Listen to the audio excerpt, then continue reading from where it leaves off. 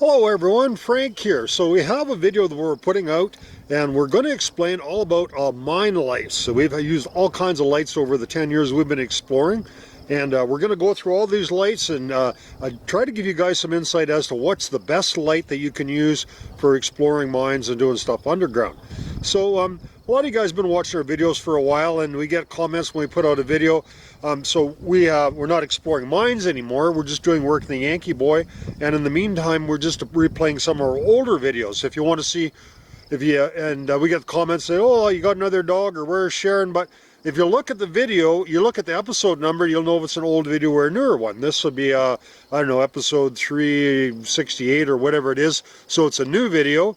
And what we've done is we've gone back to the very beginning and shown our old videos. So if you see something that's episode 24, you know it's the 24th video we've done. So that's so you can tell if it's a new video or an old one.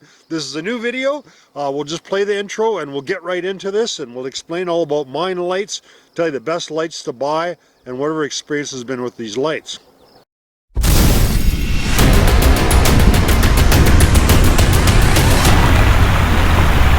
Most of it's probably mental. You don't like dark places that are wet and you're claustrophobic. You have a bunch of phobias and stuff. It's not going to be the place for you.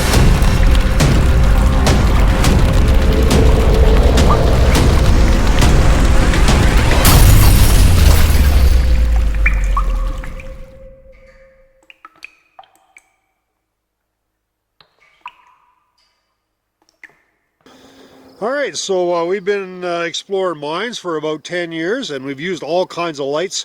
So the deal is there's lots of manufacturers that give us lights to review. We don't bullshit anyone about if they're any good or not. They give us the light. We put a review on it, whether it's good, bad, or ugly. It doesn't make any difference to us. We don't get paid anything for it. They just give us free lights. So to start off with, the first light that we ever used is the Phoenix HL60.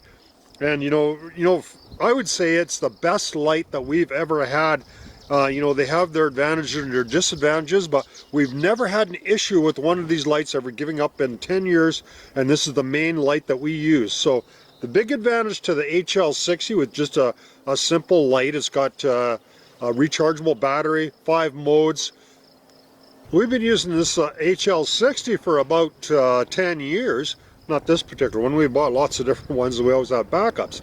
So in a mine, when you're exploring a mine, you should always have your light, a backup, and a backup for your backup. We also have this camera, which has got an LED light in it, and we have handheld lights, plus our cell phone. So potentially we would have about 6 lights. So one of the great things about this light is when you're going underground, you can bring spare batteries. Even though these lights last a long time, these are the 18650, so they're very common size. And you can just have a couple of those in your pocket. Typically these lights would last for about 4 or 5 hours, depending on what light setting you use on it. There's 5 modes. Don't use the very brightest mode. You don't need it really for anything other than maybe the odd shot. When you're mining, usually it's on number 3 or number 4. But if you have spare batteries, you can. I've done it underground lots. You're just along there underground and you get pretty good at doing it. You can just unscrew this and dump the old one out, stick another one in, and away you go. You can do it underground in the dark. I've done it lots. But always have spare lights. So this is the other light that we've used quite a bit. This one's a WowTech. There's also a Phoenix about the same size. They have a different size battery in them. They don't have that 18650 on it. It's a bigger light. We don't use this too much anymore. It's great for lighting up stopes and stuff when you're filming. So the thing is, when you're filming underground, if you don't have enough light, your camera speed slows way down. So then you get really blurry images, so you want to have lots of light. So some of the other cameras, lights that we've used is you can buy these ones. They're cheap light. It's actually pretty good. They're $10, $20, depending on what you pay for them. We've had good luck with them. We've got a bunch of them that people just use when they're looking in the mine. These ones here, we've got these at the, we bought these online from China somewhere, and we actually thought they came with a helmet. So these have a different type of a mount. It's a bayonet mount, and they don't have a battery you can take out. I don't know, they cost $5, $6 or something, or $10, I'm not sure. They seem to work pretty good. I don't know, we don't use them much. We just, I don't know, we find that they make too small of a light. The other light that we've got this one, this it's a Fenix LR50R. So this is something that Fenix give us. They're expensive. They're like $350 or something Canadian. They got a whole bunch of batteries in them. They're really bright light, great for, we'll take it inside and we'll show you how good these things work. We have a big shaft. The number one shaft goes up 100 feet and it'll light it right up. So it's cool for tours and stuff. It's pretty heavy battery though. It's a pretty heavy light though. It's probably 2-3 pounds. You know, so you can put in your backpack or something, maybe use it for filming something. I don't know, you know, if it's for most people, it's worth buying one of these. So now the other, Fenix has come out with a new light, and it's this one we bought it a few months ago. It's the HM70R. So this is a light that has a larger battery. I don't recommend you buy this light. We had terrible experience with it. So after just a few months, we took it apart.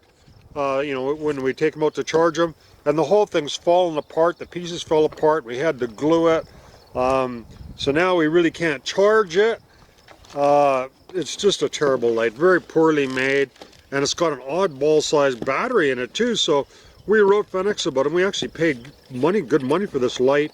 It only lasted a short period of time, and now it's got a weird battery in it. So we really can't charge it in the light anymore. Don't buy one of these. We bought a charger like this from Fenix, so we can just take the battery out. And these chargers, they charge all different size of batteries. You can charge those ones, the 2650, the common ones. So the advantage of this new Fenix light, it's got a lot better battery, so I thought it would work better, but it's a piece of shit basically. And we bought this Fenix charger, also very poor quality. It shows, you put a battery in it, it always shows it's charged 100%. Even though it charges other batteries, we have another one that works properly, this one doesn't. You know, so Fenix is starting to make some really poor quality stuff. So we had an offer from another company called Woobin, and they give us one of these lights to try out. So we're going to take it into the mine and try it out. Frankly, we're not too impressed with it. With the stats and stuff on it. It's got a very small battery in it, and it only lasts like an hour and a half on the bright mode, so it just doesn't have the run time that we need, and it's not interchangeable with our other spare batteries. So you know, I wouldn't recommend you buy one, but it's quite bright, but it doesn't last for very long. So but we're going to take it, you know, we appreciate them sending it to us. We're going to take it underground and just show you, I guess, how bright it is. We're going to go in there and light up this stove. The other light that we're using a lot is this. So we bought these, I don't know what make they are, they're just Chinese or whatever, they're like $20 a piece. And we've got 20 of these lights, but we use them for guests when we're touring the Yankee Boy mine. So it's got two modes, a bright and a low. It's not a really bright light. It's 320 lumens, but it's enough light for guests to go in there, because you have two bright lights. It just ends up in everyone's faces. And we've had no trouble with these lights. So we've had them for over a year. We've had hundreds of guests been through here, and we've had no problem with it. They work good for the price, so they're not a bad light. The one bad thing, it's not adjustable, so I find it's actually just kind of a bad angle. But when I'm giving tours, I've got the bright lights, and it works fine. So we're happy with that too. So I'll give you a kind of a bit of an idea about the pros and cons of some of these different lights. I would never buy any lights that you had to buy batteries for. You know, go with the rechargeable ones. I mean, these aren't, doesn't cost you no money for batteries, and every time you go into mine, they're fully charged. So we're just going to take a tour in the mine, and we're going to go to the number one shaft, and we'll just show you, compare some of these different lights for you.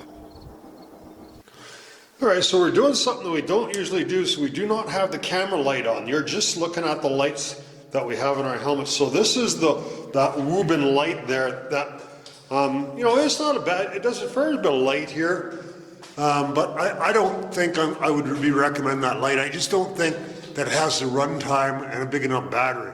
And looking up the shaft, I mean, you can't really see too far. It is a nice light little light, but I don't think I would recommend that. So that's what the Woobin looks like. Okay, I'm going to shut that off, and we will show you some other lights that we have. So this is the HM, the Fenix HM70R, which I don't recommend because I didn't think it was very durable. You got quite a bit more light and, like I say, way longer run time. So probably more suitable for mine exploration. Looking up there, that's not too bad, eh? You can see that shaft pretty good looking up there. All right, so this next one we're going to show you is the HL60. So this is our old standby that we've always used. So here's the modes. This is the very lowest mode, 2, 3. And this is a mode that you could use if you were just mine exploring, but not great for filming. So here's number 4. It's a fair bit brighter. And that gives you a pretty good run time and good light for filming. And here's 5. That's the brightest one. So it's not as bright as the other ones, but it gives you a good run time. It lasts a long time. That's the very brightest of the HL60. Now we're going to show you that cheap light. They pay like 10 bucks for that handheld one. So it's not a bad spotlight. As you can see, looking up the shaft, you can see pretty good.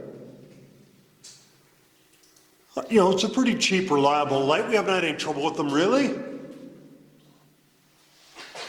Now we're going to show you the granddaddy. Okay, we're going to show you this one here now.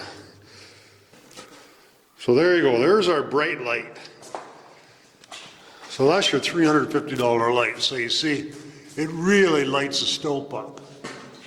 But for most people, I don't think it's necessary.